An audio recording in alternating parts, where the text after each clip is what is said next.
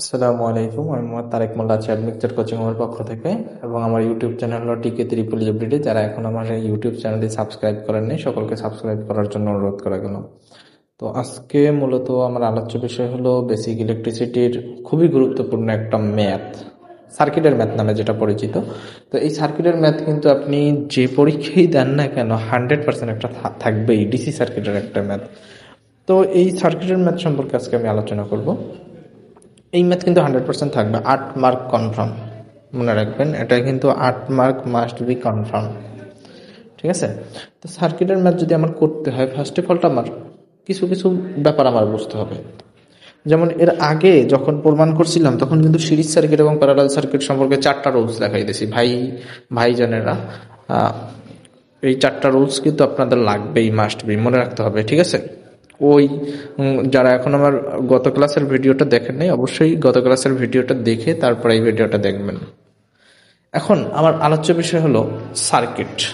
বলা আছে যে সার্কিটের মোট কারেন্ট, এই যে এই সার্কিটটা দেয়া আছে, এই সার্কিটের মোট কারেন্ট এবং 5 ওহমের মধ্যে দিয়ে প্রবাহিত কারেন্টের মান, এই যে এই 5 ওহম রেজিস্ট্যান্স আছে এইটার ভিতর থেকে কত কারেন্ট প্রবাহিত হয়েছে, এই জিনিসটা আমাদের জানতে হবে।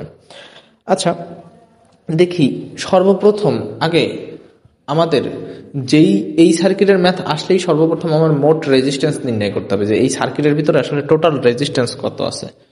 এখন এইখানে এইটা কিন্তু একটা মিশ্র সার্কিট। মিশ্র সার্কিট কি সিরিজ সার্কিট এবং প্যারালাল সার্কিট, এই দুইটা সমন্বয় করে তারপরে এই সার্কিটটা আমার গঠন করা হয়েছে। তো এই মিশ্র সার্কিটের ক্ষেত্রে আমার সর্বপ্রথম বুঝতে হবে যে টোটাল রেজিস্ট্যান্স নির্ণয় আসলে কিভাবে করব। টোটাল রেজিস্ট্যান্স নির্ণয় করতে হলে দুইটা রেজিস্ট্যান্স আমার সলিউশন করতে হবে। দুইটা রেজিস্ট্যান্স সলিউশন করলে আমরা সলিউশন করার ক্ষেত্রে তো একটা রুলস রেগুলেশন থাকবে নাকি। রুলস রেগুলেশনের ভিতরে যে রুলস রেগুলেশন এইখানে যেটা মেনটেন করতে হবে সেটা হলো যে এইখানে দুইটা রেজিস্ট্যান্স যদি সিরিজে থাকে, R1 এবং R2 যদি সিরিজে থাকে, তাহলে দুইটা রেজিস্ট্যান্স সমাধান করে আমরা একটা রেজিস্ট্যান্সে কনভার্ট করতে পারবো। দেখেন এতগুলো রেজিস্ট্যান্স আছে, এই সবগুলো রেজিস্ট্যান্সে কনভার্ট করতে করতে করতে করতে করতে করতে আমার একটা রেজিস্ট্যান্সে নিয়ে আসতে হবে। এইটা হলো আমার টোটাল রেজিস্ট্যান্স নির্ণয়ের ফর্মুলা। তো এদের আসলে কোন রুলস অনুযায়ী নিব, যেমন R1 এবং R2 দুইটা যদি সিরিজে থাকে তাহলে মোট রেজিস্ট্যান্স নির্ণয়ের ফর্মুলা হবে দুইটা জাস্ট যোগ করে দিব। R1 R2 সিরিজে থাকলে টোটাল রেজিস্ট্যান্স RT নির্ণয়ের ফর্মুলা হলো R1 প্লাস R2। ব্যাপারটা ক্লিয়ার? R1 এবং R2 যদি প্যারালালে থাকে তাহলে মোট রেজিস্ট্যান্স নির্ণয় করার ফর্মুলা হলো যেই দুইটা রেজিস্ট্যান্স প্যারালালে থাকবে ওই দুইটা রেজিস্ট্যান্সের গুণফল ডিভাইডেড বাই যোগফল, অর্থাৎ R1 গুণ R2 divided by R1 plus R2। Clear? আরেকটা বিষয় বুঝতে হবে, কারেন্ট ডিভাইডার রুলস। আমাদের ম্যাক্সিমাম স্টুডেন্টের ক্ষেত্রেই কারেন্ট ডিভাইডার রুলসটাই মোস্ট চ্যালেঞ্জিং, কারণ এই কারেন্ট ডিভাইডার রুলসের এইখানে এসে ম্যাক্সিমাম স্টুডেন্টের মাথাটা তাওলাইয়ে যায় যে বাবারে একই কি আবার কাহিনী তো বুঝলাম না। আসলে এটা কিন্তু খুবই ঠান্ডা মস্তিষ্কে চিন্তা করতে হবে, এটা কিন্তু আসলে একটু কঠিন বিষয়, একটু ঠান্ডা মস্তিষ্কে চিন্তা করলেই এনাফ। তো আমি যেভাবে ভাঙ্গে করাবো ইনশাল্লাহ আপনারা খুব সহজে বুঝে যাবেন। আচ্ছা, এখন কারেন্ট ডিভাইডার রুলসে বলা আছে যে মোট কারেন্ট ইন্টু বিপরীত শাখার রেজিস্ট্যান্স ডিভাইডেড বাই বিপরীত শাখার রোধ যোগ উক্ত শাখার রোধ। এই কারেন্ট ডিভাইডার রুলসটা একটু এখনই ভালো করে খাতায় লিখে নেন। এইটা কিন্তু আপনার জীবনের পাথেও, যারা ইলেকট্রিক্যাল, ইলেকট্রনিক্স, ইলেকট্রোমেডিক্যাল ডিপার্টমেন্টের আছেন, এই জিনিসটা কিন্তু আপনাদের জীবনের পাথেও আজীবন লাগবে। ডিপ্লোমা শেষ করার পর যদি সরকারি চাকরি অবধি এই কারেন্ট ডিভাইডার রুলসটা কিন্তু লাগবেই। কি বলা আছে যে মোট কারেন্ট ইন্টু বিপরীত শাখার রেজিস্ট্যান্স ডিভাইডেড বাই বিপরীত শাখার রোধ যোগ উক্ত শাখার রোধ। এখন কারেন্ট ডিভাইডার রুলসটা আসলে কোন জায়গায় প্রযোজ্য? কারেন্ট ডিভাইডার রুলসটা সব জায়গায় প্রযোজ্য না। কারেন্ট ডিভাইডার রুলস শুধুমাত্র প্যারালাল সার্কিটে প্রযোজ্য, অর্থাৎ কারেন্ট ডিভাইড অর্থাৎ যেই স্থানটাতে ভাগ হবে কারেন্ট, তাহলে ভাগ হয় কোন সার্কিটে? আমরা তো জানি যে সিরিজে কারেন্ট সমান, কিন্তু প্যারালালে কারেন্টটা ভাগ হয়, কারেন্ট এবং চার্জ ভাগ হয় নাকি। তাহলে প্যারালাল সার্কিটের ক্ষেত্রে আমার কারেন্ট ডিভাইডার রুলসটা প্রযোজ্য, অর্থাৎ যেই স্থানটাতে কারেন্টটা ভাগ হবে ওই স্থানটাতেই আমরা কারেন্ট ডিভাইডার রুলস আমরা ইউজ করতে পারি। ক্লিয়ার? তাহলে যেইখানে ভাগ হবে সেইখানে ইউজ করব কিভাবে, আমি একটু ডেমো রাখছি, একটা ডেমো যেন সহজে বুঝি, সহজ একটা সার্কিটের ডেমো রাখা হয়েছে।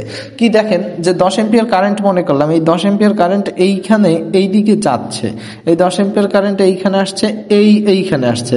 দেখেন এই পর্যন্ত কি 10 এম্পিয়ারের কোনো ভাগ হয়েছে? কিন্তু এই স্থানটাতে আসার পর 10 এম্পিয়ার কারেন্ট দুইটা পথে ভাগ হচ্ছে, এইদিকে একটা ভাগ হচ্ছে, এইদিকে একটা ভাগ হচ্ছে। তাহলে আমরা বুঝতে পারতেছি যে এই দুইটা প্যারালাল সার্কিট, কারণ কি কারেন্টটা ভাগ হয়ে যাচ্ছে। এখন কোন দিকে কি পরিমাণ কারেন্ট যাচ্ছে ওইটা যদি নির্ণয় করতে হয় তখনই আমরা কারেন্ট ডিভাইডার রুলস ইউজ করি। তাহলে আমরা 10 এম্পিয়ার কারেন্ট এইখানে, তো তাহলে 10 এম্পিয়ার কারেন্ট আসলো, এই 10 এম্পিয়ার কারেন্ট আইসা 6 দিকে গেল একটা, 3 দিকে গেল একটা। এখন আমরা বের করছি 3 ওহমের কারেন্ট। 3 ওহমের কারেন্ট যদি বের করতে হয় আমরা এই স্থানটাতে কারেন্ট ডিভাইডার রুলস ইউজ করব। এই পয়েন্টটাতে দেখেন কি বলা আছে, মোট কারেন্ট। তাহলে এই পয়েন্টে মোট কারেন্ট আসছে কত, 10। ওই 10ই কিন্তু ভাগ হইতেছে, যেইটা ভাগ হবে ওইটাই মোট কারেন্ট। তাহলে এই 10 এম্পিয়ার কারেন্টের আমরা মোট কারেন্টের স্থানে বসাইলাম, ইনটু ইনটু বিপরীত শাখার রোধ। দেখেন কারেন্ট আসলে কয়টা শাখায় ভাগ হইলো, কারেন্টটা গেছে কিন্তু 2টা পথে ভাগ হইয়া, এইদিকে একটা ভাগ হইছে, এইদিকে একটা ভাগ হইছে, 2টা শাখায় ভাগ হইছে। ক্লিয়ার? তাহলে আমরা বলতে পারি মোট কারেন্ট 10 ইন্টু বিপরীত শাখা। দেখেন আমি কিন্তু অলরেডি 3-এরটা বের করতেছি, এই 3-এর শাখার কারেন্টে আমি বের করতেছি। তাহলে বাদ বাকি যে এখানে ভাগ হয়েছে ওইটাই কিন্তু বিপরীত শাখা। তাহলে আমরা মোট কারেন্ট ধরতে পারি 10, বিপরীত শাখার রেজিস্ট্যান্স আছে 6, মোট কারেন্টের বিপরীত শাখার রেজিস্ট্যান্স ডিভাইডেড বাই বিপরীত শাখার রোধ। বিপরীত শাখায় তো 6ই আছে প্লাস উক্ত শাখা। উক্ত শাখা বলতে কি, আমি যেই শাখার কারেন্টটা বের করব, আমি যেই কোন শাখার কারেন্টটা বের করতেছি, 3-এর শাখার কারেন্টটা বের করতেছি, তাহলে উক্ত শাখার রেজিস্ট্যান্স আছে কত, 3। তাহলে এইটা যদি আমরা সলিউশন করি তাহলে 6.67 এম্পিয়ার কারেন্ট আমরা পাচ্ছি। তাহলে এই 3-এর এই দিকে গেছে 6.67, আর বাকি যে কারেন্টটা যাবে বাকি যে কারেন্ট আছে ওইটা গেছে 6-এর দিকে। ক্লিয়ার ব্যাপারটা? এখন আসি, এই রুলসটুকু যদি বুঝি বা এই বেসিকটুকু যদি বুঝি, এখন আমার কাছে এই অঙ্ক একদম পান্তা ভাত। ঠিক আছে? আচ্ছা, তাহলে দেখি যে সর্বপ্রথম আমার যে রুলস, যে আমি যদি এই সার্কিটের ভিতরে কোথাও যদি দেখি যে বক্স টাইপের কোনো কিছু আছে, বক্স, তাইলে আগে ওই বক্সটার আমি সলিউশন করব। তো আপনারা যদি এই বক্সটার আগে সলিউশন করে নেন তাইলে দেখবেন যে সার্কিট একদম ইজি হয়ে যাচ্ছে। যেমন এইখানে এই একটা বক্স আছে, এখন দেখেন যখনই আপনি 200 ভোল্ট দিবেন, 200 ভোল্ট দেওয়ার সাথে সাথে কারেন্ট এদিকে প্রবাহিত হওয়ার পর কারেন্ট এইদিকে একটা কারেন্ট যাবে, এইদিকে একটা কারেন্ট যাবে, এইখানে আসার পর এইদিকে যে কারেন্ট আছে এই কারেন্টটা এখানে আসবে, এখানে আসার পর এদিকে একটা কারেন্ট যাবে, এইদিকে একটা কারেন্ট যাবে। অর্থাৎ 6 এবং 12 এমন ভাবে সংযোগ করা আছে, এই দুইটা প্যারালালে আছে। প্যারালাল চেনার উপায় কি? প্যারালাল চেনার উপায় হলো যে দুইটা রেজিস্ট্যান্সের ভিতর থেকে আলাদা আলাদা কারেন্ট প্রবাহিত হবে। তাহলে 6 এবং 12 ভিতর থেকে কি আলাদা আলাদা কারেন্ট প্রবাহিত হচ্ছে না? ব্যাপারটা ক্লিয়ার তো? 6 এবং 12 ভিতরে আলাদা আলাদা কারেন্ট প্রবাহিত হচ্ছে, এই কারণে প্যারালাল। তাহলে আমরা বলতে পারি 6 এবং 12 প্যারালালে। ও প্যারালাল চেনার আরেকটা উপায় আমি বইলে দেই, যে একটা আলাদা কারেন্ট প্রবাহিত হবে। আরেকটা ব্যাপার হলো যে রেজিস্ট্যান্সের দুইটা মাথা একই জায়গায় থাকবে। যেমন এই রেজিস্ট্যান্সের এই মাথাটা, এই রেজিস্ট্যান্সের এই মাথা, তার দুইটা মাথা এক জায়গায়, আবার এই রেজিস্ট্যান্সের অন্য মাথা এবং অন্য মাথা আবার ওই দুইটাও এক জায়গায়, এমন থাকলেই এটি হলো প্যারালাল। তাহলে প্যারালালে থাকলে আমরা কি করতে পারি, 6 এবং 12 প্যারালালে থাকলে তো আমরা নিয়ম জানি দুইটার গুণফল ডিভাইডেড বাই যোগফল, অর্থাৎ 6 গুণ 12 ডিভাইডেড বাই 6 যোগ 12। ক্লিয়ার? তাহলে আমরা পাচ্ছি অলমোস্ট 4 ওহম। এখন এই দুইটা রেজিস্ট্যান্সের রেফারেন্স করিয়া, দুইটারে আমরা একত্রিত করিয়া একটা রেজিস্ট্যান্সের মান পাইছি যার মান 4। তাহলে এই দুইটার স্থানে আমরা 4 বসাইতে পারি, 5-এর জায়গায় 5, 18-এর জায়গায় 18, 4-এর জায়গায় 4। দেখেন সার্কিটটা সহজ হয়ে গেল আগের থেকে। এখন আমরা কি করব, এখন বক্স তো আমার নাই, বক্স যদি না থাকে তাহলে আমরা এখন যেখানে ভোল্টেজ সোর্স থাকবে, এই তো ভোল্টেজ সোর্স, এই ভোল্টেজ সোর্সের জাস্ট বিপরীত দিক থেকে দুইটা রেজিস্ট্যান্স আমরা সলিউশন করব বক্স শেষ করার পরে। বক্স নাই, এখন এই ভোল্টেজ সোর্সের এই বিপরীত দিকে এইখান থেকে দুইটা রেজিস্ট্যান্স দেখতে পারি আমরা, 5 এবং 4 দেখতে পারি। 5 এবং 4 দেখেন তো, 5 এবং 4-এর ভিতর থেকে কারেন্ট প্রবাহের দ্বিতীয় কোনো পথ আছে? পথ একটা না। কারেন্ট প্রবাহের একটা পথ থাকলে সিরিজ, আর সিরিজে থাকলে আমরা কি জানি যে সিরিজে থাকলে টোটাল রেজিস্ট্যান্স নির্ণয়ের ফর্মুলা হলো যে রেজিস্ট্যান্স দুইটা থাকবে ওই দুইটা জাস্ট যোগ করে দিতে হবে। ক্লিয়ার? তাহলে আমরা কি করতে পারি, 5 এবং 4 যেহেতু সিরিজ আছে তাহলে টোটাল রেজিস্ট্যান্স বলতে পারি 5 আর 4 হলো 9 ওহম রেজিস্ট্যান্স। তাহলে এখন 5 এবং 4 এই দুইটার পরিবর্তে একটা রেজিস্ট্যান্স লিখতে পারি 9, 18 ছিল 18, 4-এর জায়গায় 4 আর 200 ওহমের জায়গায় 200 ওহম। এখন আমরা আরো দুইটা যদি রেজিস্ট্যান্স দেখি তাহলে 18 আর 9 কিসে আছে? প্যারালালে। কারণ কি দেখেন এই 18 এবং 9-এর দুইটা মাথা কি, এই দুইটা মাথা কি একই জায়গায়, 18 এবং 9-এর এই দুইটা মাথা, অন্য দুইটা মাথাও একই জায়গায়, এবং 18 এবং 9-এর ভিতর থেকে আলাদা আলাদা দুইটা কারেন্ট প্রবাহিত হবে, তার মানে এটা প্যারালাল থাকলেই কি দুইটার গুণফল ডিভাইডেড বাই যোগফল, অলমোস্ট আমরা পাচ্ছি 6। তাহলে 18 এবং 9 এই দুইটার বদলে আমরা লিখতে পারি 6, আর 4 তো ছিল 4, এবং এই 200 ভোল্টের জায়গায় 200 ভোল্ট। ক্লিয়ার? এখন 4 এবং 6 এই দুইটা কিন্তু সিরিজে আছে, কারণ কি এর ভিতর থেকে কারেন্ট প্রবাহের দ্বিতীয় কোনো পথ নাই। দ্বিতীয় কোনো পথ না থাকলে এই দুটো যদি সিরিজেই থাকে তাহলে আমরা কি করতে পারি, 4 ওহম এবং 6 ওহম সিরিজ সার্কিটের মোট তুল্য রোধ হবে। তাহলে এই দুইটা সলিউশন করলে সার্কিটে কিন্তু আর কোনো রোধ থাকে না, দুইটা যোগ করলে বা সিরিজ করলে তাইলে কিন্তু জাস্ট একটা রেজিস্ট্যান্স কনভার্ট হয়ে যায়, তারপরে কিন্তু আর কোনো রেজিস্ট্যান্স বাকি থাকে না। তাহলে আমরা কি করতে পারি, 4 এবং 6 যেহেতু সিরিজে আছে, সিরিজে থাকলে আমরা কি করতে পারি, যোগ করে দিতে পারি 10। তাহলে এইটাই কিন্তু আমার সার্কিটের টোটাল রেজিস্ট্যান্স। তাহলে আরটি বা টোটাল রেজিস্ট্যান্স আমরা বলতে পারি 10 ওহম। তাহলে সার্কিটের টোটাল কারেন্ট পাইতে পারি। কারেন্ট নির্ণয়ের ফর্মুলা কি, আই ইজুগালটা আমরা জানি, আমার প্রমাণ কিন্তু করা আছে যে আই ইজুগালটা আমরা জানি V divided by R, total voltage divided by total resistance. দেখেন সার্কিটের টোটাল ভোল্টেজ কিন্তু দেওয়া আছে 200 ভোল্ট। তাহলে সার্কিটের টোটাল ভোল্টেজ ভি ভাগ আর, ভোল্টেজ দেওয়া আছে 200 আর টোটাল রেজিস্ট্যান্স পাইলাম আমরা 10। তাহলে 200 ভাগ 10 ইজুগাল টু 20 এম্পিয়ার আমরা পাচ্ছি। তাহলে এই সার্কিটের টোটাল কারেন্ট হলো 20 এম্পিয়ার। তাহলে টোটাল কারেন্ট যদি 20 এম্পিয়ার হয়, আমার নির্ণয় করতে বলছে যে মোট কারেন্ট, তাহলে এই 20 এম্পিয়ার এই হলো একটা অ্যান্সার। আর বলছে কি 5 ওহমের মধ্যে দিয়ে প্রবাহিত কারেন্ট 5 ওহম। 5 ওহম কোনটা, 5 ওহম হইলো এইটা, এইখান থেকে কত কারেন্ট গেছে এইটা আমার নির্ণয় করতে বলছে। দেখেন আসলে আমরা ইজিলি ভাবে 5 ওহমের কারেন্টটা নির্ণয় করতে পারি।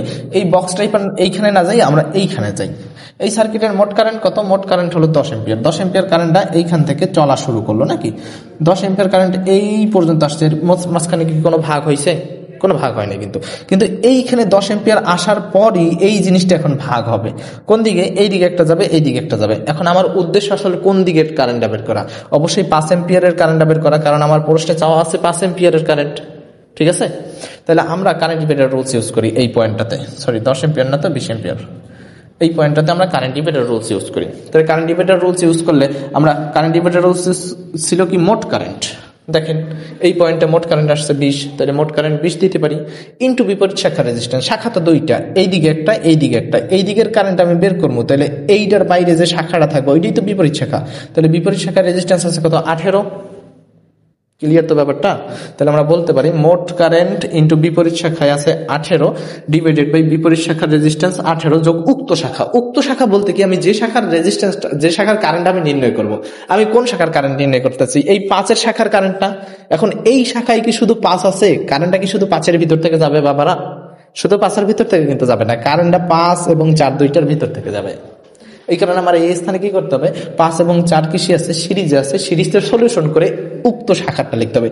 এই শাখা বলতে কিন্তু এই সম্পূর্ণটাকে বোঝায়, এই শাখা বলতে কিন্তু এই সম্পূর্ণটাকে বোঝাচ্ছে। তাহলে সম্পূর্ণটাকে বোঝালে 5 এবং 4 এখানে সিরিজ আছে, সিরিজে থাকলে 5 আর 4, উক্ত শাখায় রেজিস্ট্যান্স আছে কত, 5 আর 4 কত, 9।